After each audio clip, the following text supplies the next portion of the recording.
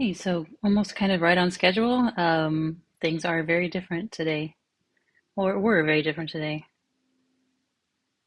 Even today was very different from itself.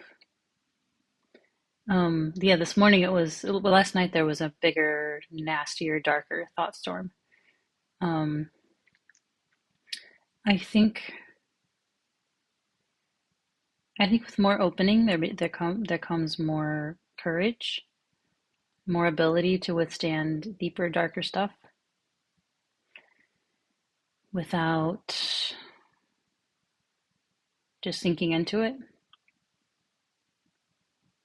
And it seems like it's just kind of playing itself out. It's just more shadow, basically showing itself, like thought shadow, fear,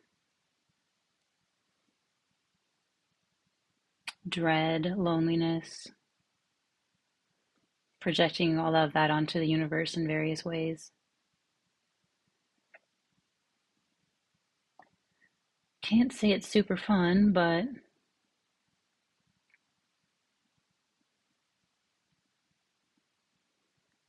it's okay. It's what's happening. It's somehow everything just wants to be uncovered, it seems. Um, and I spent a lot of time with my kind of what's the what's the chakra between the sacral chakra. There's that area. Like I say, it's just there's an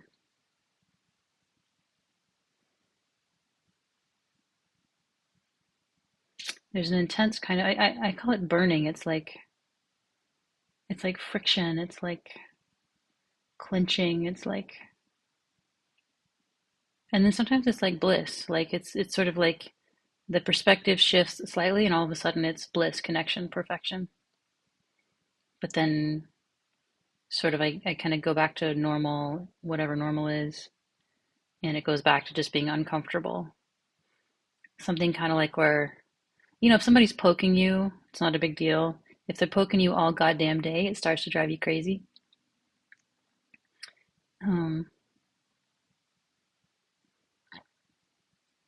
so I feel like it can contribute to kind of a short-temperedness sometimes. And it's really mysterious. And it might be related to the fact that it's similar to how it's hard for me now to distinguish like attractive and not attractive, pretty and not pretty. All of that's meaningless. It's just filters. Um,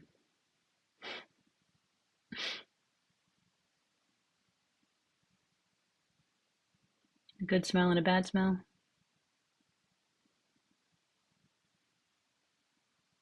Um, not eating grass yet, so don't worry. Um, but yeah, it's hard for me to tell the difference between. It's always been hard for me to tell the difference between cringe and not cringe. Like I'm just not. I've never been good at fitting in and sort of joining the stream, whatever stream I'm in, and just like gung ho, yes, I'm gonna support the sports team that's my sports team, and oh yes, we have traditions at this college. I will be part of those traditions. It's like I don't give a fuck. Um,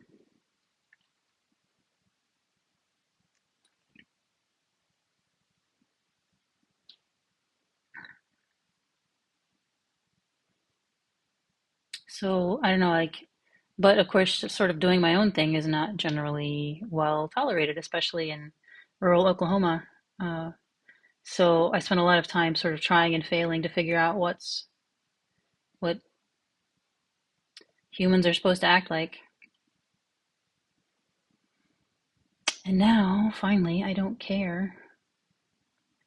Just do whatever I want. People can think what they think. But there is a sense of being kind of like more exposed than usual because all the defenses and sort of like, be quiet and be calm and just sort of the defaults that kind of got me the least grief. I don't care anymore. Like, not really. So I don't know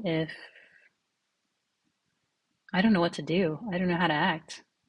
It's like all of a sudden I can do whatever I want, and it's like I'm like a dog that's been living in a cage all of its life, and all of a sudden it's let out. It's like, what am I supposed to do? I mean, the answer is anything you want, but you've been in a cage all your life. It can be a little intimidating.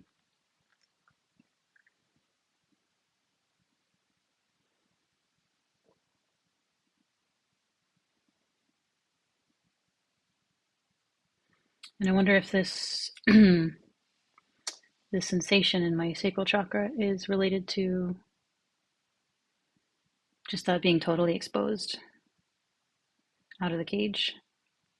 No more pretense of, I know how to pretend like I know what to do. I know how to not get kicked.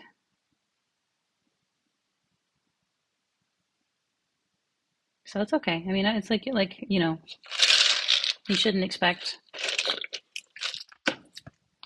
I shouldn't expect myself to know what the hell to do right away. It's going to be a whole process.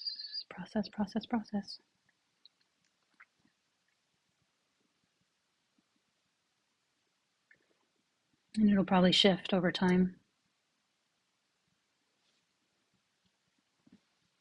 I guess that's what a process is.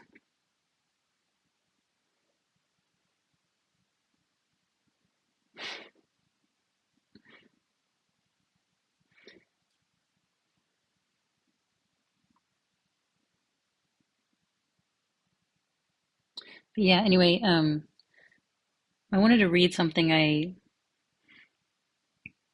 wrote to a friend. Let me see what the date actually is on that.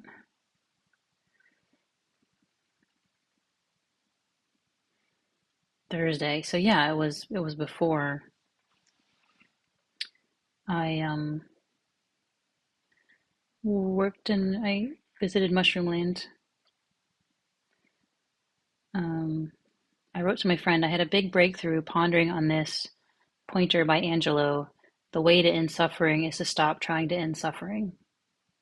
That's such a great pointer because it really kind of distills the whole thing. It's like the idea that something's wrong, the idea that I'm suffering is what causes the suffering. It's like a snake eating its tail in one direction can lead to misery. A snake eating its tail in the other direction can lead to liberation. I don't know. It's very mysterious. It's very weird. But from my perspective, there's maybe a perspective from which it all makes perfect sense. Or maybe not. Maybe nothing makes sense. Maybe there's no one to judge what sense is. Maybe we're all just fucking making it up.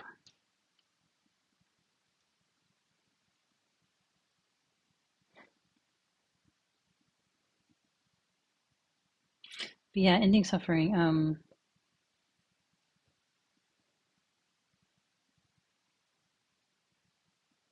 Yeah, anyway, I'll go on. Honestly, for me, I think this comes down to learning to be at peace with being an unenlightened mess forever, potentially. Basically, I don't control it, full stop. I may be messy until I die in so many ways, and that's just how this life can go. It's not personal, it's not particularly consequential, and it's not likely to look any way our ego would choose if it had a choice, which it doesn't, apparently. Is it possible to make peace with that? Stop trying to improve myself. Stop trying to get above myself.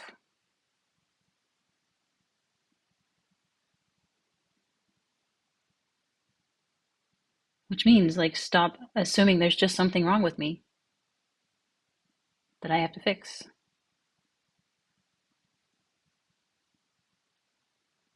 It so goes against our conditioning. Our conditioning is so much improve, improve, improve.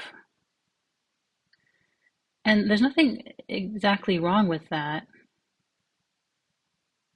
unless you identify with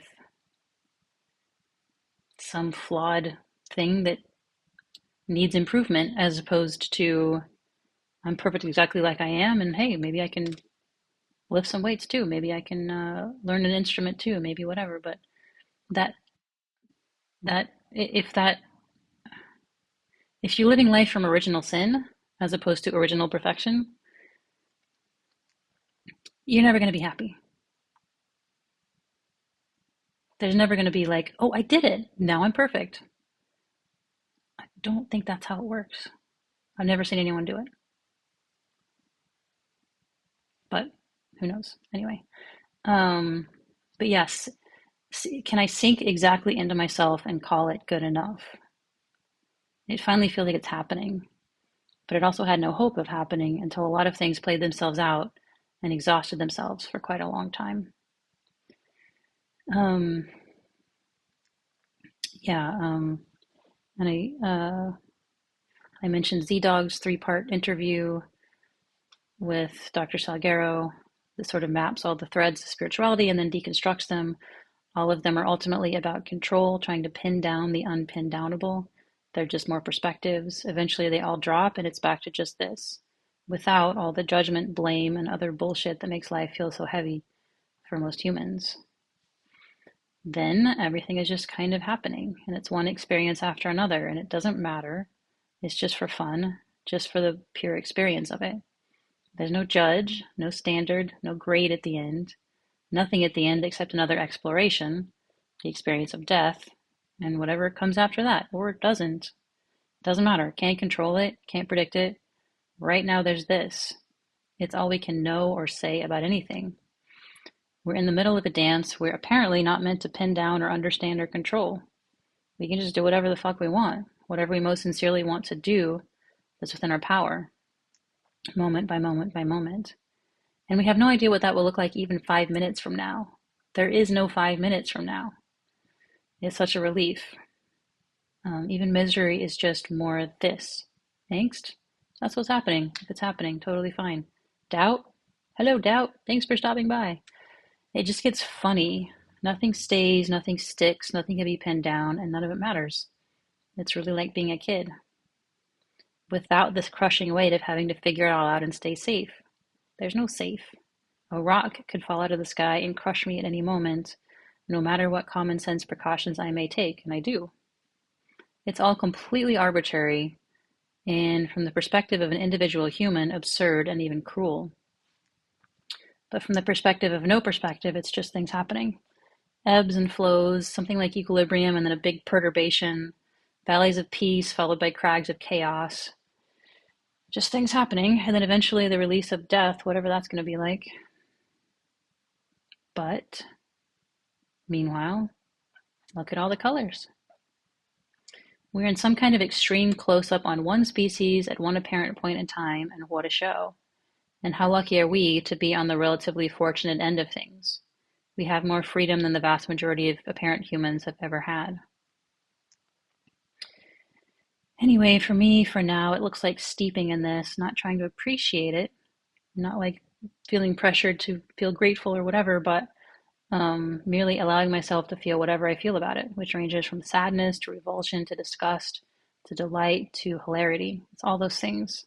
This is a human experience. How interesting. Zero in on what's most sincerely interesting or enjoyable and do that like I did in my 20s, but this time without the rotting carcass under the floorboards, the shadow I hadn't unearthed and integrated yet back then. I'm no longer trying to change anything, including myself. That's trust. That trust is that I am good enough being whatever I most sincerely am. Trusting that my flaws and foibles aren't defects, just normal, natural variations, like different kinds of tree bark. I can see that in other people, and finally I'm starting to see it in myself too, for real, just dropping judgments. They were so sticky for so long, it felt like they would never drop, like they were the bottom line of reality. But finally. And there's such a sense of looking around watching what everyone else is playing out, and how obviously I cannot make them stop. I can't wake anyone up. They have to want it. I can't make them want it. I can't make anyone do anything at all. If I try, it's just going to come out sideways. Control is an illusion, always has been, always will be. How lucky was I to have been born with causes and conditions that lead me away from all that? I can make offers, of course, but only unconditionally.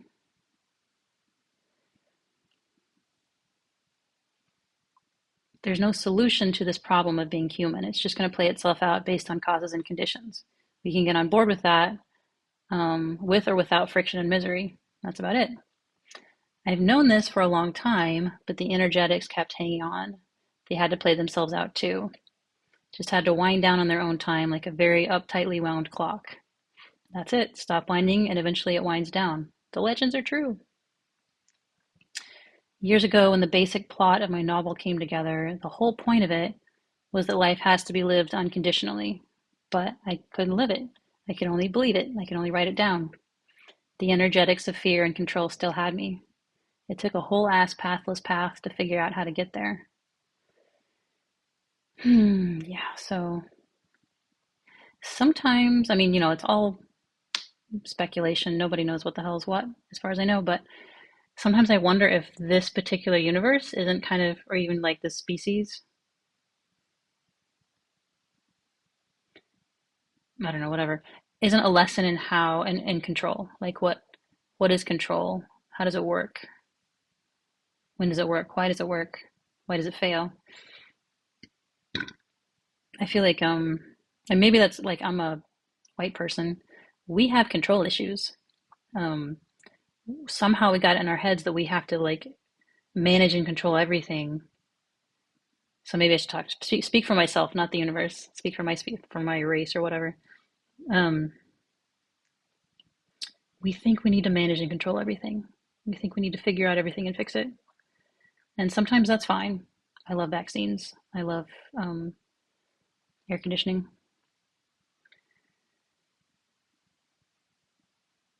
But sometimes it gets way the fuck out of hand.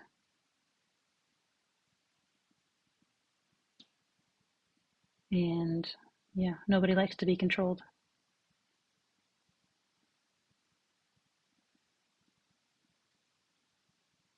And whether it's, slavery, apartheid, Holocaust, genocide in general,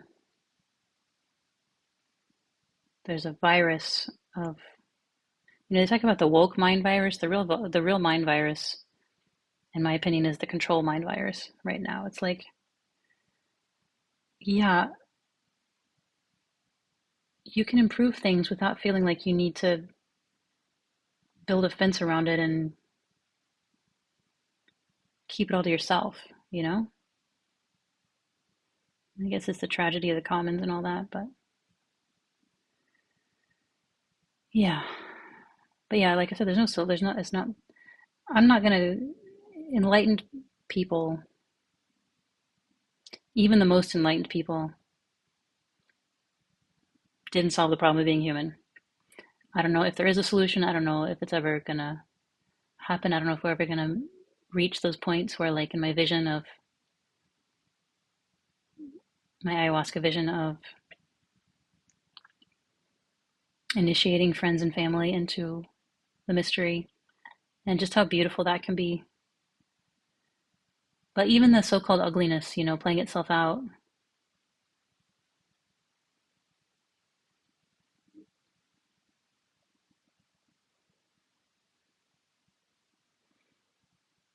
no mud, no lotus, no hard times, then there's no meaning to the good times. No genuine danger, there's no meaning to courage.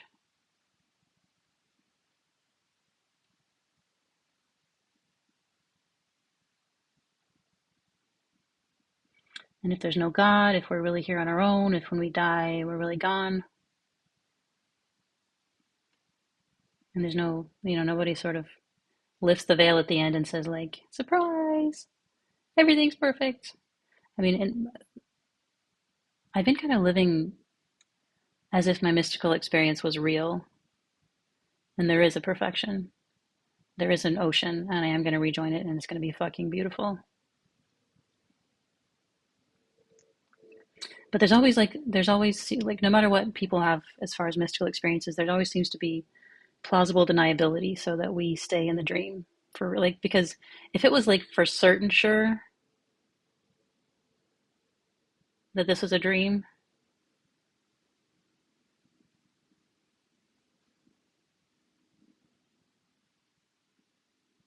I don't know.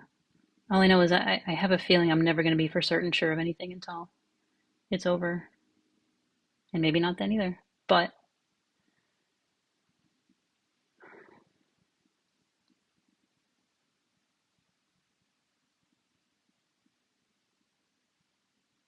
even one glimpse of that perfection was such grace. Even if it's not real, it was still far beyond what I'm ever going to find on, as a within the human character's story.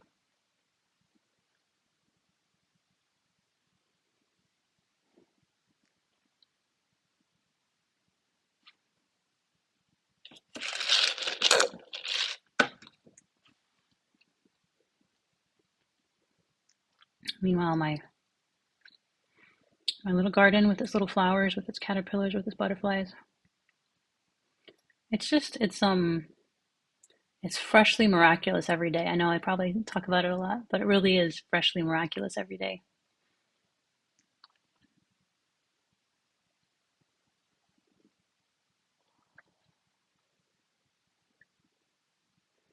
All the more because it's fleeting. Because I mean, I don't know if that milkweed's going to survive the next year. Because I've never had this many monarchs here. I've never had this much milkweed that actually survived. And for a goddamn weed, it's pretty hard. I found it pretty hard to grow.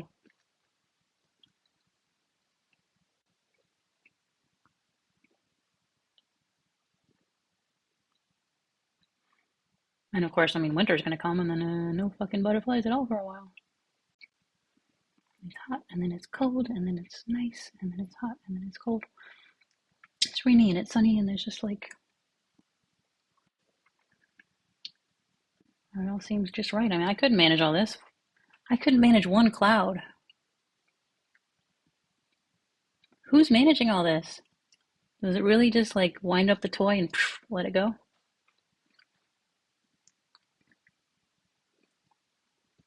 Is there a little visitation every now and then? A little like shepherding? Great flood? Don't know.